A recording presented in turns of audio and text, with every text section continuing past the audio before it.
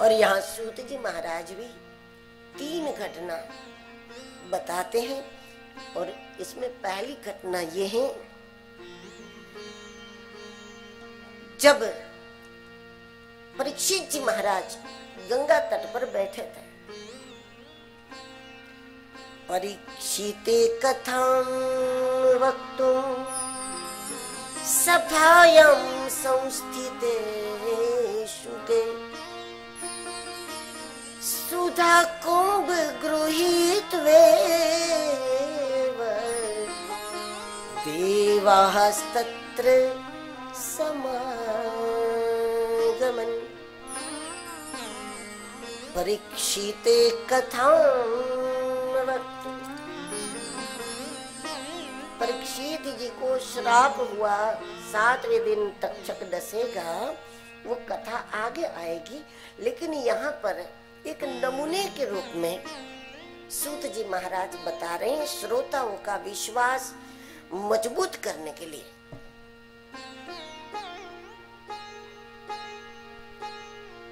जब परीक्षित जी को श्राप हुआ, 7वें दिन तक्षक डसने वाला था उनको,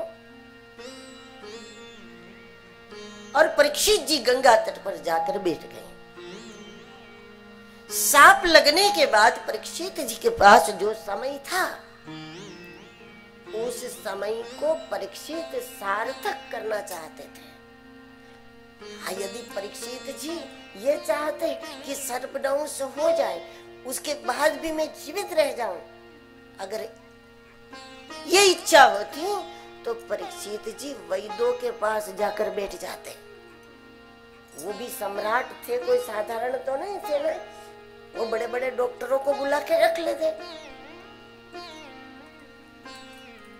अरे ऐसी ऐसी औषधियां भी आती हैं कि सर्प डस ले तो भी मृत्यु न हो जाए, जैसे कुत्ता काट ले तो भी बड़ा नुकसान न हो जाए, इसके लिए भी लोग औषधियां ले लेते हैं। अरे कुत्ते को इंजेक्शन दिला देते हैं, बाद में अगर वो काट ले तो फिर कोई इतनी हानि हमारी नहीं होती। ये सम्राट चक्रवर्ती थे, क्या नहीं कर सकते थे। लेकिन भागवत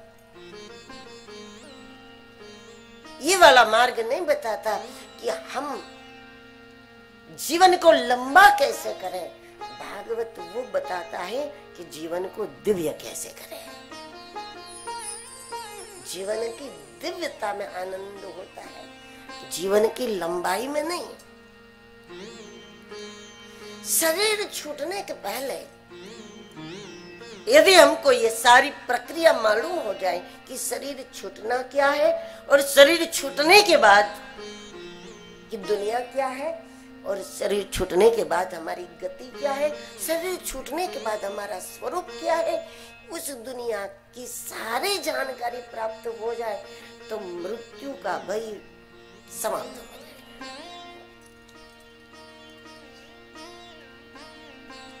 डर है, कारण यही है कि अगर शरीर ही नहीं रहा तो फिर क्या होगा।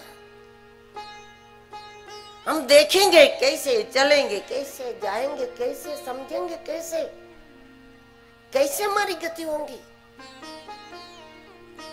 कैसे हम रहते होंगे। शरीर छूटने के बाद की जो दुनिया है उसकी अज्ञानता मृत्यु का वही देती है। वास्तव में मृत्यु नहीं डराती, अज्ञान डराता है, क्योंकि पता ही नहीं है कि बाद में क्या है।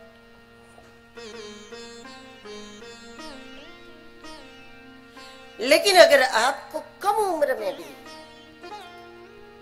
इस बात की पूरी जानकारी प्राप्त हो गई कि शरीर छूटने की घटना क्या है, छूटने के बाद का हमारा स्वरूप क्या है, उसके बाद की हमारी गति किस प्रकार की है, और ये सारी बातें अगर हमको अभी से प्राप्त हो जाएं तो फिर इस बात का कोई डर नहीं रहता। मृत्यु के पहले मृत्यु का रहस्य समझ में आ जाए, जीवन और मृत्यु का रहस्य समझ में आ जाए, यही जीवन की संपूर्णता है।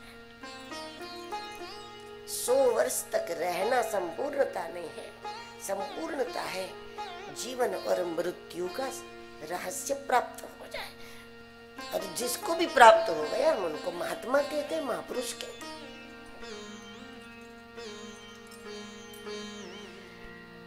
परीक्षित जी गंगा तट पर जाकर बैठ गए और वहां पर श्री सुखदेव जी महाराज उनको प्राप्त हो गए गुरु के रूप में।